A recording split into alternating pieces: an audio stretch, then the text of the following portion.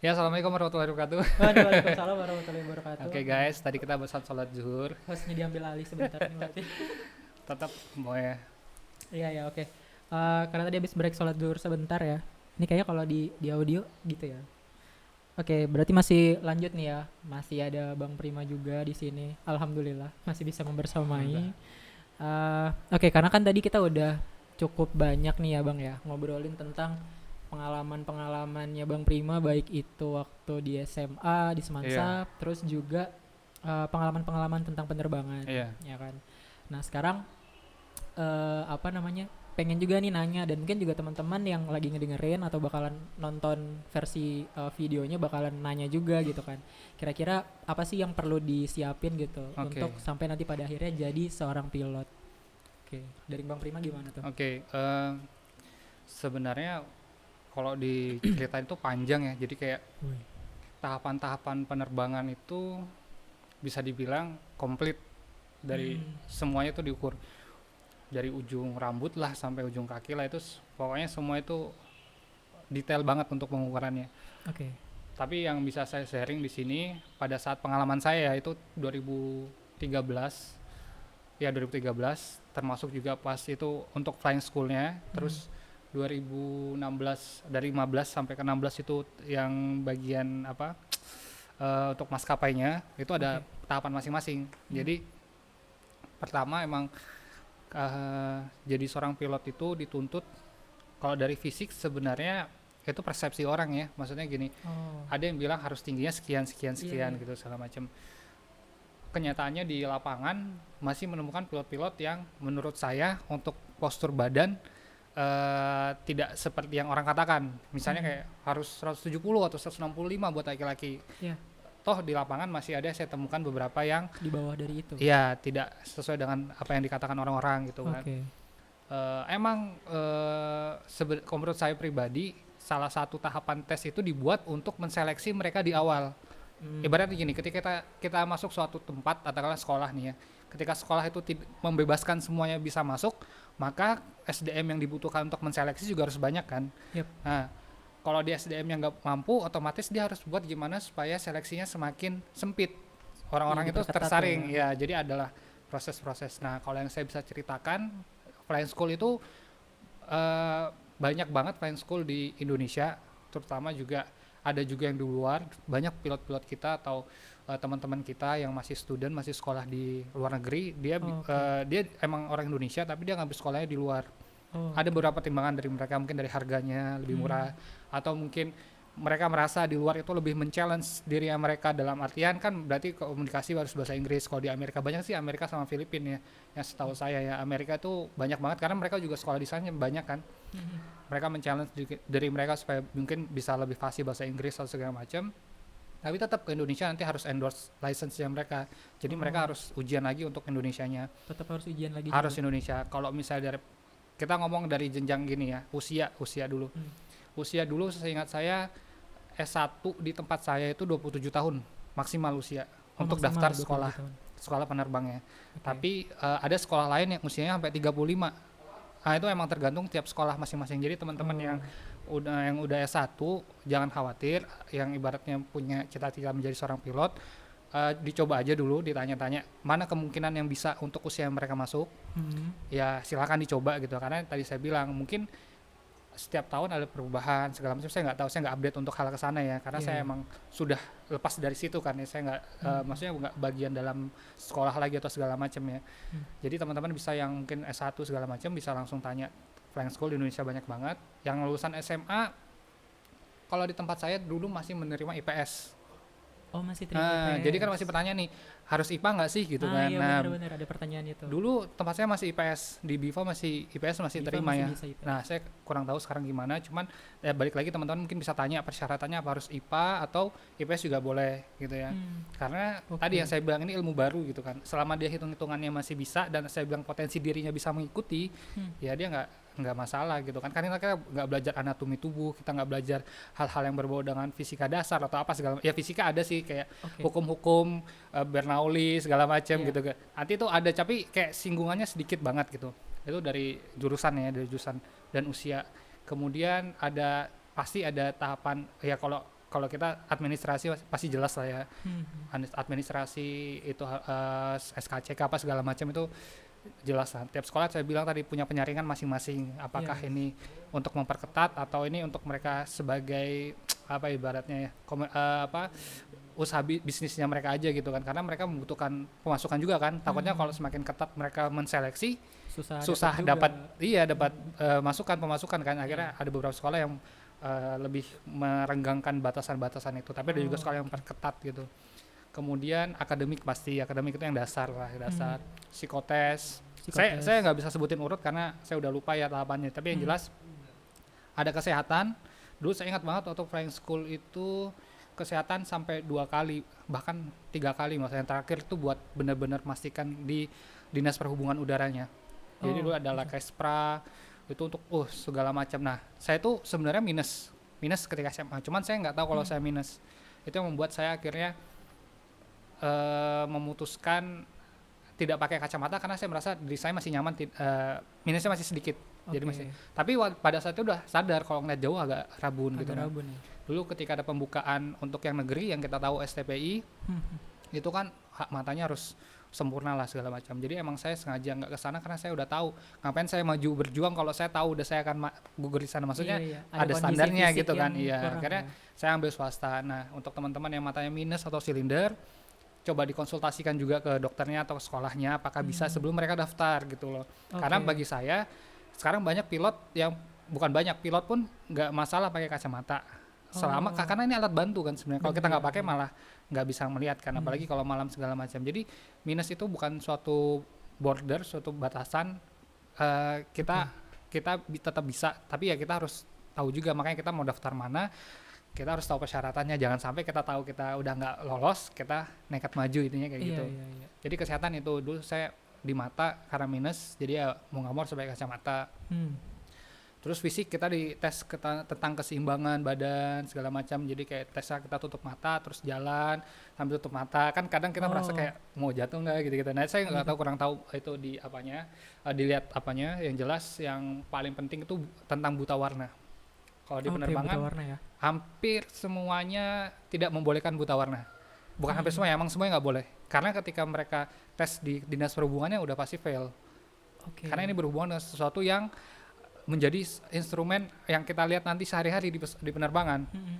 Bisa menjadikan ambigu dan bisa menjadikan hazard, sesuatu yang berbahaya. Jadi misalnya saya nggak tahu orang buta warna itu bagaimana tipenya ya. Yang jelas kan kita juga ada warna-warna yang kita pahami. Kalau misalnya lampu merah kita paham lah, merah kita berhenti, kuning kita hati-hati, hijau kita jalan. Ini kayak gitu. Sama di penerbangan juga, ketika kita mau parkir atau kita dari jauh pun mau landing, kita harus ngeliat instrumen. Artinya yang secara visual kita lihat, kayak misalnya di bandara itu ada namanya PAPI. PAPI itu untuk memberikan informasi posisi pesawat itu udah berada di posisi yang kerendahan, ketinggian atau pas. Nah biasa dia ada 4 lampu. Itu ada di sebelah kiri sebelah kiri runway. Biasa dia kan lampunya itu ada yang merah, ada yang putih. Itu di dalam bagian pesawat? Ini enggak, itu di luar. Jadi sampingnya runway. Misalnya ini runway nih, kita lihat kan dari atas nih. Ini runway depan kita. Nah, biasa samping kirinya dikit itu paling yang depan itu ada 4 lampu. 4 lampu itu ngasih tanda. Jadi kalau dia nyalanya merah semua, jadi dia tuh nyala sesuai dengan posisi pesawat kita. Kalau kita ngelihatnya putih semua, artinya posisi kita ketinggian. Nah, jadi kalau misalnya kita ngelihat dua merah, 2 putih, berarti posisi kita pas. Pas untuk landing dengan sudut itu. Tapi kalau kita melihatnya merah semua, artinya posisi kita kerendahan. Nah itu yang berapa yang lampu yang kita salah satu saya contohin ya untuk difungsikan. Jadi makanya yang buta warna nggak boleh. Kemudian ya tadi ada psikotes juga mengetahui kejiwaan segala macam, dilihat banyak sekali. Yang bukan paling penting, salah satu yang biasanya nanti di akhir itu ada ujian simulator juga. Jadi kayak dikasih masuk box yang simulator ruangan gitu, dia dilihat flight skillnya gimana segala macam. Itu sih kalau bahasa Inggris umum lah ya. Jadi kalau misalnya bisa saya ulangin, ada akademik administrasi biasa awal, terus ada bahasa Inggris sudah jelas. Bahasa Inggris kita ada standarnya. Biasanya tiap sekolah itu punya standar masing-masing. Dulu zaman saya TOEIC 600. Nah kalau di maskapai saya yang saya sekarang jalanin, TOEIC-nya 700. Ada batasan ini. Terus ada psikotes, ada kesehatan bisa sampai 2 kali, saya psikotes dulu sempat 2 kali juga, yang satu nyelenggarain dari Amerika, saya nggak tahu bedanya apa, cuman yang tadi saya bilang mungkin untuk mempersempit supaya orang tidak gampang masuk ke sana, Iya, penyaringannya supaya lebih aja ketat gitu tadi ya. itu. Terus ada yang tadi flex simulator, yang terakhir paling ya wawancara sih. Semua itu insya Allah kalau misalnya menurut saya pribadi eh, harusnya sih ya, kalau mereka punya waktu spare buat berlatih bisa. Tapi kalau misalnya tiba-tiba aja, tapi tiba-tiba kalau dia punya kemampuan oke lah gitu ya. Tapi kalau Oke. misalnya tiba-tiba dia terjun tapi nggak punya persiapan, dia mau menuju medan perang tapi dia nggak punya senapan, nggak punya alat tenda buat apa segala macam, berarti dia pasti ujung-ujungnya juga Pasti mati kalah. konyol gitu. Berarti kalau saran dari Bang Prima nih, kira-kira Hmm, buat apa namanya anak-anak SMA gitu Iya. ya, atau mungkin kayak tadi nih yang udah punya strata 1 gitu Iya. kan, udah lulus strata 1, kira-kira perlu prepare berapa lama sih? Ya Iya. minimal banget lah gitu. Ya, Untuk otomatis waktu. masing-masing orang punya ini ya, punya limitnya masing-masing, maksudnya punya Iya batas, sih. dia bisa kira-kira mengakumulasi berapa bulan dia butuh persiapan. Contohnya kayak saya waktu itu, emang bahasa Inggris saya akui kurang pada saat itu, karena ibaratnya saya les itu loncat-loncat, nggak pernah steady di satu tempat, yang akhirnya programnya berjalan, jadi saya selalu bosan pindah-pindah sampai akhirnya saya menyadari bahasa Inggris saya kurang. Dari situ saya coba private, saya selesai dalam 3 bulan, tapi alhamdulillah setelah itu saya lolos. Nah, jadi kita itu udah tahu potensi kita, yang saya sudah sebutkan, misalnya minimal TOEIC 600 atau 700, katakanlah Iya. paling tinggi kita pakai 700 atau 750, itu Iya. sebagai patokan dasar. Jadi kalau mereka mau coba, ya udah mereka belajar bahasa Inggris, kalau udah dites ternyata hasil 750, misalnya sekolah nerima 600, udah pasti Udah masuk pasti kan. bakal Jadi kita lolos. pasang standar yang tinggi lah untuk pribadi gitu ya. Nah, di sekolah pilot sendiri itu Hmm. sebenarnya apa sih Bang yang dipelajarin di situ? Iya, kita Apakah tuh cuman langsung belajar Iya. nerbangin pesawat kah, atau ada teori-teori kah? pasti banyak ya, kalau yang dipelajarin tuh banyak. Salah satu yang favorit sebenarnya radioteleponi. Pernah Oh, dengar nggak? Belum. Nah, radioteleponi itu kayak gini Gimana misalnya. Misalnya Kayak ngomong-ngomong ke pesawat itu. iya, Ke misalnya gini. penumpang. Uji air gitu kan. Oke. Uji air 1 2 3 4, selamat pagi gitu kan. Nanti dijawab Hmm. tuh sama tower, nanti segala macam. Jadi kita belajar bagaimana komunikasi dari pilot ke tower, tower ke pilot, kita harus tahu terus kita balas apa misalnya gitu. Misalnya ya tadi kayak uji air 1 2 3 4. Oh, semansa ya, ya. Iya, iya. Oke, boleh. Semansa 1 2 3 4 request start engine, misalnya gitu, request start Oh. engine, bound for mana, misalnya bound for Tanjung Redep, misalnya di Berau sana, atau bound for Banjarmasin, altitude 130, level 130, sekian POV, sekian person on board segala macam. Itu salah satu hal yang membuat kita tuh, ini pilot banget gitu pada saat itu ya. Iya. Karena itu sesuatu yang kayak paling real yang diajarin. Yang lain itu sebenarnya emang ya sama sih. Ya, kayaknya Kayak- kalau naik pesawat juga itu yang didengar Iya, kan dari pilot. salah satu yang lain itu misalnya meteorological lah ya. Jadi kayak tentang meteorologi, tentang ini awan cumulus, ini awan stratus, ini awan altus. Itu tuh kayak sesuatu yang kita belajarin, tapi kalau bagi saya pada saat itu nggak begitu langsung kena di apa ya, profesinya gitu. Kalau Benar. emang radioteleponi kan bagaimana kita berbicara, jadi sesuatu yang menyenangkan pada saat itu radioteleponi. Padahal banyak aerodinamik tentang bagaimana tadi pesawat yang bisa terbang gitu kan, segala macam. Tekanan udara di atas harus lebih cepat daripada di bawah, kenapa pesawat bisa naik, Bisa lift naik. off, ada namanya thrust, ada namanya drag, ada yang namanya banyak lah. Jadi buat teman-teman yang basically kalau di SMA mungkin bukan anak IPA, Mm-mm. ya kan? Ataukah mungkin tadi kalau Bang Prima bilang apakah emang harus jadi anak IPA gitu kan buat masuk ke apa namanya sekolah pilot, ternyata nggak harus ya. Sama Tadi satu lagi sih tergantung sebenarnya, kan. udah lupa. Sebenarnya ketika jadi jalur pilot itu, ini saya memberikan ini ya, saran lain gitu ibaratnya. Mhm. Saya juga nggak menjanjikan ini suatu yang berhasil, tapi saya melihat ini pada kenyataannya di lapangan. Teman-teman tuh banyak yang pengen jadi pilot, tapi nggak punya biaya. Gimana? Padahal sekolah pilot itu berbayarnya ngeri loh. Maksudnya mahal juga. sekarang aja, ini buat info yang saya tahu, sekolah saya hampir 1 M. Nggak tahu sekarang udah 1 M atau belum ya. Wow. Iya, ratusan lah. Itu untuk semua ini ya. Itu udah sampai Belajar lulus. apa segala Nah, macam. ada beberapa sekolah, makanya saya bilang kenapa mereka lari ke Amerika. Itu kadang mereka lebih murah di sana. Walaupun nanti masuk yang ke Indonesia harus endorse license, Proses lagi. paling sekian jam doang untuk ngecek oh dia udah standar, nanti tetap dapat license Indonesia, intinya kayak gitu. Tapi mereka biasanya sana lebih murah, dan mereka itu tergantung mereka bayarnya. Jadi terbang itu pas mau bayar itu pas mau terbang. Oh, jadi saya mau terbang nih 1 jam atau berapa, nanti dibayar. Jadi kalau ada duit bayar, beda sama kita di Indonesia bisa paketan. Tapi ada juga yang tempat lain, cuman makanya saya bilang kan ada private pilot license maaf, ada private pilot license itu biasanya yang di awal. Nanti kita ada commercial pilot license, itu nanti jadi kayak license itu ada bertahap-tahapnya. Nah, yang Iya. terakhir ATPL. ATPL itu kalau mau jadi captain yang saya bilang tadi itu dia harus ATPL. Nah, makanya ketika kita ada beberapa sekolah yang menawarkan PPL-nya doang. Jadi cuma private pilot license-nya doang. Ntar kalau ada duit lagi, kalau mau lagi silahkan. Cari lagi, Iya ya, gitu. lanjut Jadi lagi. fleksibel sebenarnya. Pintar-pintar teman aja, teman-teman kalau misalnya mau cari emang minatnya jadi pilot, pintar-pintar cari peluang sebanyak mungkin yang memungkinkan kita bisa diterima di sana. Pada dasarnya ketika dia udah lulus pun ya mau dari sekolah apapun ibaratnya nih ya selama sekolahnya berkomitmen jelas untuk menyelesaikan program itu tepat waktu atau segala macam, karena kan kita banyak sekarang kayak janji-janji lah sama kayak umroh lah, travel umroh membahas travel umroh maksudnya banyak yang mereka janji-janji tapi nggak sesuai. Nah, maksud saya tuh teman-teman asal cari sekolahnya emang kredibilitasnya terjamin, menyelesaikan hak-hak si pilotnya juga, studentnya juga, Oke. ya nggak masalah walaupun itu nggak sesuai dengan misalnya impian kita di awal. Kayak saya dulu kenapa sih di BIFA, karena saya tahu cuman satu senior saya ini doang gitu kan, yang lain karena saya nggak tahu gitu pada saat itu. Nah, sekarang kan teman-teman banyak nih media yang bisa dicari tahu untuk sekolah pilot mana yang mau dicari. Di Filipina juga ada segala macam, mereka bisa lebih murah atau segala macam.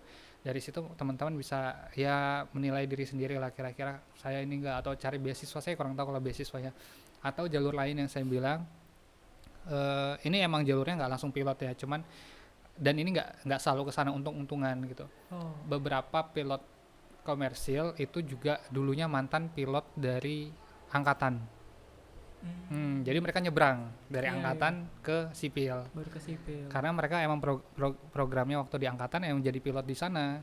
Jadi emang dia mungkin sekolahnya buat ya tadi angkatan, entah tentara, entah dia polisi, ada pembukaan untuk menjadi penerbang, mereka daftar lolos, mereka jadi penerbang.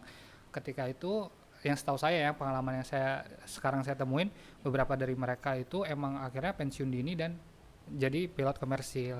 Oke. Gitu. Jadi emang banyak lah jalan menuju Mekah atau Madinah lah. Iya, Ibaratnya jangan ke Roma mulu, apalagi ke Cina ya. Cina cuma beli Xiaomi doang. Iya. Oke nih, tadi sebelum ke Q&A nih. Hah? Itu kan tadi ada macam-macam tuh Bang ya, tipe-tipenya ada komersil, terus juga Private yang pilot, komersil, ada terus komersil, juga ada yang ATPL. Nah, itu ada standar gak sih sebenarnya dari kita mau dari komersil mau ke dari private ke Iya. komersil ke ATPL? Ya, Gitu. ada Buat standarnya, ngambil ada standarnya. Jadi dari usia biasanya ada untuk usia PPL minimumnya berapa, CPL. Saya nggak hafal jelas, intinya ada. Terus juga biasanya jam terbang di Jam terbang. PPL yang tadi saya bilang kenapa kita harus terbang solo itu untuk menuju ke CPL-nya misalnya kayak gitu. Oke. Nanti saya kayak sekarang nih sekian ribu jam terbang gitu kan. Saya sekarang alhamdulillah sekitar kurang lebih 2000 sih sebenarnya, 2000 jam. Nanti Oke, 2000. ATPL itu ada persyaratannya harus minimal misalnya 2000 jam terbang atau 2500. Ini tergantung perusahaan masing-masing nanti untuk mensekolahkan, karena kan saya disekolahkan gitu ya dari maskapai ya. Nah, jadi dari situ makanya saya bilang tadi benar pertanyaannya apakah ada pasti itu tergantung lagi dari perusahaan dan tergantung dari kita juga sih. Tapi yang jelas regulasi udah mengatur usia sekian kita ikutin aja. Kalau untuk hafal atau tidaknya saya jujur saya kurang hafal untuk usianya, tapi bisa teman-teman cari sendiri gimana Oke, gitu. berarti bisa dicari sendiri lah Bisa, ya. bisa, Gitu bisa. infonya. Tapi yang jelas ada Tapi standar intinya gitu kan. standarnya ya itu terprogram sih. Artinya kita tinggal ngikutin aja, insya Allah pasti jadi gitu lah. Pasti jadi, nggak yang harus kita kayak gini nih kita harus lebih ini, nggak usah kita ikut program aja, programnya selesai akan ini sampai lisensi akan sampai nanti pada kayak saat paling tinggi juga pada gitu saat ya. waktunya. Oke, ini udah banyak nih Bang ya. Oh, Nggak iya. banyak sih, ada beberapa lah ya yang masuk juga pertanyaan dari Q&A di Instagram. Nanti kalau misalkan mau dicari tahu nih siapa yang nanya dan pertanyaannya apa, Oh mungkin ya, nanti tim awas. editor bisa dimasukin di sini. Iya. Kalau pertanyaannya awas ya. Sama-sama balik papan masih bisa nih. Oke, ini pertanyaannya pada unik-unik sih. Oke. Mana nih? Oke. Aja ketawa bacanya. Oke, pertama nih Bang Prima, nggak tahu ini dari siapa. Pertanyaannya adalah pernah bawa pesawat paling ngebut sampai gigi berapa? Emang ada giginya Bang ya? Buat bawa pesawat. Ini pertanyaan Kayak ngajak mobil. ribut nih kayaknya. Pertanyaan ngajak ribut nih. Oke. Mau dijawab atau gimana ya? Atau mungkin lebih ke apa ya? Berarti speed kali ya? Oh, oke. Emang bisa Kalau- ngebut kalau- seberapa iya. ngebut sih bawa pesawat? gitu? Jadi untuk informasi teman-teman, sekarang saya pesawat yang saya terbangkan itu tipenya ATR 72, serinya ada 500 sama 600. Sebenarnya kayak ya sama-sama bawa namanya ATR, tapi serinya ada 2 seri 500 600, intinya kayak gitu. Oh. Walaupun ATR itu ada banyak lagi nih, saya cerita singkatnya. Itu ATR speed 72, ya? 500, 600. 500, 600 Enggak, itu gitu? seri. Kayak Oh, misalnya seri. iPhone X sama XR gitu loh. Sama-sama iPhone X Oh. tapi ada XR, ada XS misalnya kayak gitu, Hmm. sama lah intinya kayak gitu. Oke, oke. Nah, jadi tiap pesawat punya limitasi beda-beda ya. Hmm. Dan tiap perusahaan punya lagi limitasi. Jadi pesawat yang Oh, dipabrikan itu dia udah punya limitasi. Di perusahaan kita boleh, lebih dibatasin iya, lagi misalnya kayak di speednya. ATR itu 250 knots. Buat Oh. teman-teman yang mau tahu kenapa knots, ya coba cari tahu sendiri di Google gitu kan supaya ini lah otaknya jalan, karena udah lama kan nggak sekolah. Yang nanya kayak nggak Iya, sekolah iya. lama ini. Iya. Wah, ini Otaknya kalau udah, ada yang tahu boleh iya, di komen kali iya, ya, otaknya biar udah lama teman-teman yang nggak lain pada dipakai. baca. Jadi emang dia ngasih batasan misalnya 250, tapi Oke. mungkin perusahaan di tempat saya membatasi 230 untuk menghindari limit di atas 250. Kadang kan kita meleng dikit bisa saatnya bablas segala macam karena. Oh gitu. Nah, ini saya unik sih karena pertanyaan ini tuh harus menjawabnya dengan apa ya? Dengan ilmu yang Teori lebih fisika? detail, enggak, maksudnya enggak. lebih detail. Anak-anak kalau umumnya tuh agak susah dijelaskan karena gini, pesawat itu banyak tipe-tipe pesawat beda-beda dan pengoperasian pun beda gitu. Ada yang auto throttle atau auto thrust, ada yang ini nggak ngerti kan? Nggak Ya, tahu. kayak saya juga susah jelasinnya. Jadi intinya segitulah, kita harus maintain. Ada yang bisa kita taruh nih angka, misalnya nih ya, kita putar angkanya, knob-nya ini angka 230. Udah maintain pesawatnya 230 tanpa kita pegang gasnya. Jadi gasnya lucunya tuh pesawat itu gasnya di tangan. Ini ya. Ya kalau mobil kan di kaki ya, Kaki, kaki. ya. Kalau ini di tangan. Ada yang di atas, ada yang di bawah, itu Oh. macam-macam. Yang jelas di tangan lah intinya kayak gitu. Ini bahasa generalnya ya. Jadi kalau misalnya tiap pesawat itu ada yang pakai knob 230, dia udah maintain tanpa diatur gasnya lagi, ada yang harus manual di setnya. Jadi kita cuman kayak pakai pointer kalau kayak bug gitu ya, point bug gitu. Jadi dia taruh di 230, nanti kita nge-adjust ke situ. Tapi dia masih bisa ngelewatin. Ini cuman sebagai ini aja, pertanda doang gitu, sebagai apa kalau ya? udah 30 ini berarti udah Iya, banget sebagai gitu ya. sebagai ini aja, penanda doang. Kita harus ngejar di sini. Tapi kalau misalnya kelebihan ya kita tinggal kurangi, nanti dia turun gitu-gitu aja sih. Oh. Jadi kalau gigi nggak ada giginya. Tapi kalau engine ada 1 2 3 4 banyak lah gitu. Oke, apalagi nih? Oke, ini ada yang nanya juga nih. Di langit ada polisi tidur gak sih?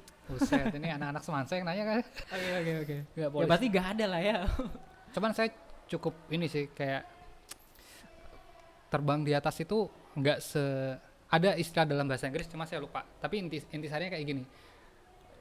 Langit itu nggak ada batasnya, cuman terbatas. Maksudnya gini. Itu quotes kan? Iya, apa itu? Pilot setiap ngendarain pesawat itu bisa nervous juga gak sih? Wah, nervous itu pasti. Lagi bawa banyak penumpang. Jadi di istilah kita tuh nggak ada yang namanya penerbangan itu selalu sama. Jadi kita tuh penerbangan selalu beda, walaupun misalnya rutenya Balikpapan Cengkareng Jakarta ya. Iya. Selalu beda karena kan kita nemuin yang sesuatu yang berbeda terus. Awannya nggak mungkin awan tetap di situ kan. Iya, Kalau di darat kan bisa jadi ya ada perubahan, tapi kan nggak setiap hari. Misalnya ada pot di sini, ini di sini gitu kan. Iya. Ada polisi tidur di sini, nggak mungkin dipindah kan besoknya, atau tiap jam dipindah, nggak mungkin kan. Iya. Nah, jadi kita emang kita nggak boleh mengibaratkan setiap penerbangan itu sama. Jadi itu yang membuat mental kita itu kebentuk bahwa sesuatu itu kita harus lakukan dengan perfect gitu. Nah, Oke. kalau yang dibilang nervous sebenarnya lebih, kalau saya pribadi ya, kadang itu ya tadi tergantung dengan kondisi track kita saat penerbangan dan pada saat mau landing kalau di saya. Karena ketika landing itu hal yang paling krusial menurut saya. Krusialnya di mana? Pribadi saya menjawab ketika landing itu posisi benar-benar pesawat itu kan ibaratnya mendarat ya, atau ya Menapak tanah. iya pokoknya udah sampai tanah lah. Ini tinggal antara selamat nggak selamat aja gitu intinya. Kalau menurut saya, karena nih ada apa ya, psikologis ketika kita mendarat itu berhubungan dengan kalau bagi kami itu apa ya, ibaratnya stabilize sama unstabilize. Jadi ketika kita mau mendarat itu kita harus buat itu pesawat itu nyaman buat didaratin. Kalau bahasa ini ya, penumpangnya kita nyaman lah, mau landing itu nyaman. Syaratnya harus stabilize. Stabilize itu ya kita harus ngikutin speednya benar, ini ya apa slope-nya atau degrees-nya benar gitu, slope lah. Kadang kayak sudut pandang kita dengan runway yang saya bilang 2 merah 2 putih di papi yang di awal, kita harus sesuai speed benar, altitude-nya juga, terus kita perhatikan angin. Jadi itu lebih membuat kita lebih apa ya, fokusnya lebih dikuras lah. Iya. Kita harus perhatikan speed bener-bener nih, harus sekian, nggak, karena kalau bahayanya kalau kita melebihi dari itu akan ada tendensi pesawat itu misalnya landingnya kasar atau bisa jadi pesawatnya mantul lagi mantul ya. naik ke atas segala macam. Nah itu yang membuat bukan nervous jatuhnya, tapi kayak butuh fokus yang lebih tinggi pada saat itu. Apalagi Oke. pada saat itu kan kita harus lepas autopilot kan. Pada saat itu kita harus manual, jadi kita harus ngatur powernya seberapa untuk dapatkan speed berapa. Terus kita harus lihat faktor angin, karena faktor angin sangat mempengaruhi, angin dari belakang atau dari depan gitu kan. Yang menguntungkan sebenarnya angin dari depan itu Iya, iya. menguntungkan pesawat karena bagus untuk aerodinamika pesawat segala macam. Nah, Oke. kalau dapat angin belakang kita harus dilatih lagi, berarti ada flight skillnya yang harus dilihat dari si pilot itu juga gitu. Itu sih. Jadi justru malah yang paling menegangkan banget ketika mau mendaratkan Iya, pesawatnya ya. karena itu harus beban pikirannya lebih banyak lah, Iya sih. Iya sih. fokusnya lebih berat. Bang, pernah nggak sih ada kejadian yang bikin panik pas nyetir pesawat? Nyetir. Ya oke lah. Bikin panik ya? Oh ada. Sebenarnya bukan panik-panik banget, cuman kadang gini loh. Kita tuh belajar buat menerbang, kan gini ya. Saya ini bawa penumpang banyak nih. Bisa dibayangkan nggak sih kalau penumpang itu orang tua kalian? Terus Iya. saya bawanya ugal-ugalan. Kan nggak mungkin kan. Pasti Iya, kalian iya, akan, iya. waduh, apalagi misalnya kalian tahu nih, misalnya kita pribadi yang kenal nih, saya sama Uji gitu kan, misalnya tahu, oh Bang Prima insya Allah sih orangnya, wah ini apa standarnya bagus nah gitu. Iya, iya. Atau misalnya Uji nilai saya, Bang Prima tuh ugal-ugalan, pas naik kok tahu pilotnya saya, misalnya di bandara ketemu, Ji apa kabar gitu kan. Oh iya Bang, apa kabar, kemana Ji? Ini orang tua saya mau ke Berau misalnya. Oh iya saya juga ke Berau, flight berapa? Oh iya tuh nih saya. Aduh mah jangan naik mah kayak gitu kan, nggak mungkin kan. Iya, Makanya iya, ya, iya. jadi tadi pertanyaan apa ya? Lupa. Apa ya? Pokoknya Bikin panik. bikin panik ya. Pas Jadi nyetir. mengusahakan sebagai gimana mungkin supaya penerbangan itu mulus lah intinya kayak gitu. Nah, kadang yang bikin panik itu kadang ada orang yang, kalau saya bilang apa ya, mungkin bahasanya ngehe kayak. Jadi kalau di bandara kecil kita udah enak nih, udah enak mau landing.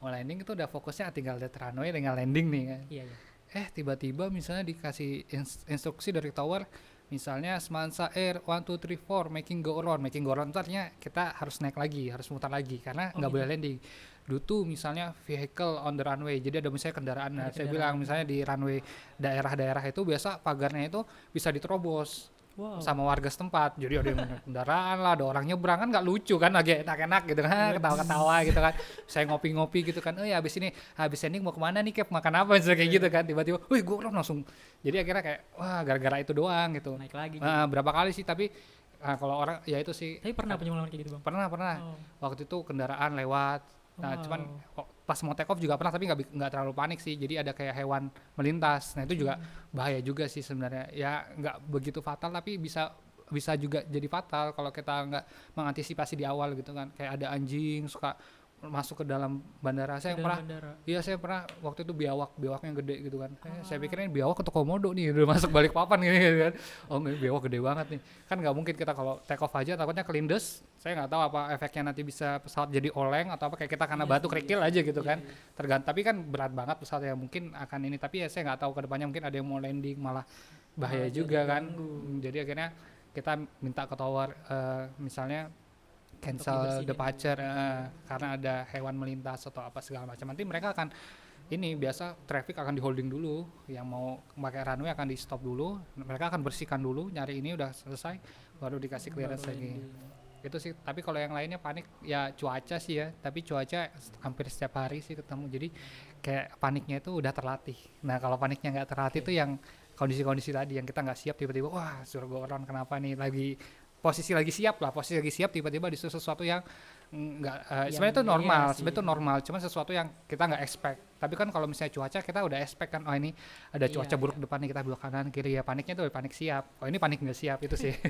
Ada panik nggak siap itu. Karena gak diiniin ya, tidak nggak tahu lah ya bakal ada kayak gitu. Oke. Iya, ini tadi udah ditanyain sih, waktu kecil emang cita-cita jadi pilot. Udah ya. Udah. Oke, nanti yang nanya ditonton aja videonya. Oke, ini berarti kita udah tinggal landing. Dan ini adalah yang paling penting. Oke, mungkin terakhir nih dari Bang Prima, mungkin ada closing statement, bisa kali sih closing statement. Oke, closing statement ya. Tips kali ya. Jadi setiap pekerjaan itu punya resikonya masing-masing ya. Punya resiko masing-masing. Mau dia seorang pilot, mau dia seorang dokter, even tukang parkir pun pasti punya risiko masing-masing ya.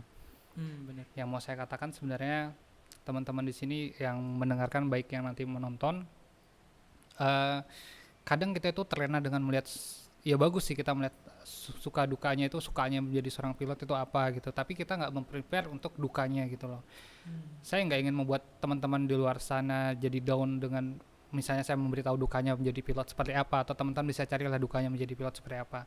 Cuman yang saya mau bilang adalah ketika mau melangkahkan kaki kita ke suatu tempat, kita harus cari tahu benar-benar tempat itu tuh seperti apa gitu loh. Jangan sampai kita menyesal di kemudian, karena banyak teman-teman yang ibaratnya dia mau melangkah menuju ke sini, tapi setelah dia di sana kok dia nggak betah. Nah, yang salah itu apakah pada saat di sana atau dia dari awal udah nggak tahu nih tempat itu bakal jadi kayak gitu gitu loh.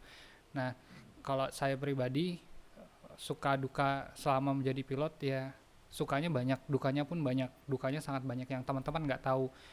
Ini mungkin bisa dibuat nanti sedih-sedihan gitu ya, kayak musiknya slow gitu ya. Ya dukanya juga banyak ya, ibaratnya pertentangan orang tua ketika mau jadi pilot, karena mikirnya selalu tentang kalau jatuh gimana. Itu kan sesuatu yang membuat kita menyakitkan hati ya, apalagi orang tua yang ngomongnya. Itu sih. Jadi teman-teman ya semangat aja, yang mau jadi pilot semangat, yang mau jadi apapun semangat, apapun profesi yang mau dijalanin, yang penting kita fokus di sana dan kita berkarya yang maksimal di sana. Jangan sampai kita setengah-setengah, karena kalau setengah-setengah percuma, nanti nggak ada hasilnya. Even kayak misalnya mau jadi guru pun ya harus maksimal gitu. Jadi anak muridnya pun nanti jadinya juga yang maksimal gitu kan. Mau jadi apapun ya harus maksimal, dijalani dengan sungguh-sungguh, jangan sampai setengah-setengah gitu. Karena banyak teman-teman yang saya sayangkan kayak ini cuman pelarian gitu loh. Oke. Berarti pesan penting terakhir nih dari Bang Prima adalah kenalin gitu ya lingkungan targetnya teman-teman ini gimana gitu kan. Misalkan tadi pengen jadi pilot, berarti harus tahu konsekuensinya apa. Iya, benar. Apa yang harus disiapin gitu. Jadi supaya teman-teman dari jauh-jauh hari pun juga udah mempersiapkan itu. Iya. Gitu kan. Mentalnya harus dibangun itu. Mental dan segala macamnya. Oke. Makasih banyak kalau gitu ya. Sama-sama, terima buat kasih Bang Prima karena udah mau nyempatin waktunya mampir di konten alumni Semansa, Cila. Kalau gitu mungkin katanya kalau buat saya sih masih kurang puas sih. Oh gitu. Iya. Mungkin ada sesi 2 gimana panitia? Oh boleh. Ini Bang, tutup lah kayak kalau kapten atau pilot nyapa penumpang tuh gimana sih? Oh. Iya. Jalan-jalan ke pasar Minggu. Enggak ada lah. Itu mah cakep. Bahasa KR ya. Boleh tuh Bang, berarti di request. Soalnya teman-teman kan ada yang sering traveling tapi sekarang lagi udah lama kan gak Kangen kali ya Waduh, di pesawat. aduh. Ini sebelumnya saya nggak pernah announce nih ke penumpang nih, biasa kayak gini-gini antara cabin sama captain biasanya. Iya, Tapi nggak apa-apa lah, saya coba lah ya. Ini ya kayak perpisahan gitu ya. Selamat datang. Enggak Terus sama datang ini Terima dong. kasih, terima kasih. Nah, gini aja nih. Nah. Tapi bahasa Indonesia ya, nggak usah bahasa Inggris ya. Ntar ketahuan nih nilai TOEIC saya nih. Landing kan biasanya ada tuh yang kayak gitu. Oh iya. Anda telah tiba di. Iya. Assalamualaikum warahmatullahi wabarakatuh. Selamat siang penumpang kami yang terhormat. Di sini pilot Anda berbicara dari ruang kemudi. Perkenalkan saya Rahmadan Primadana, didampingi oleh kapten saya, Kapten Fauzi. Sekarang waktu menunjukkan pukul 13:19 waktu Indonesia Tengah, di mana sekarang dalam 20 menit ke depan kita akan mendarat di Bandara Sepinggan International Airport di Balikpapan. Untuk cuaca di Balikpapan dilaporkan dalam kondisi cerah 10 km untuk visibility, temperatur di bawah 30 derajat Celcius, dan kita kurang lebih 20 menit lagi akan mendarat di Bandara Sepinggan International Balikpapan di Balikpapan. Sepinggan International di Balikpapan. Kami atas nama Semansa Air mengucapkan terima kasih atas waktunya telah podcast bersama kami di Meet the Alumni. Kami berharap teman-teman semua bisa beraktivitas kembali dengan normal dan sehat semua. Sekali lagi kami ucapkan terima kasih atas waktunya terbang bersama Semansa Air. Assalamualaikum warahmatullahi wabarakatuh. Waalaikumsalam warahmatullahi wabarakatuh.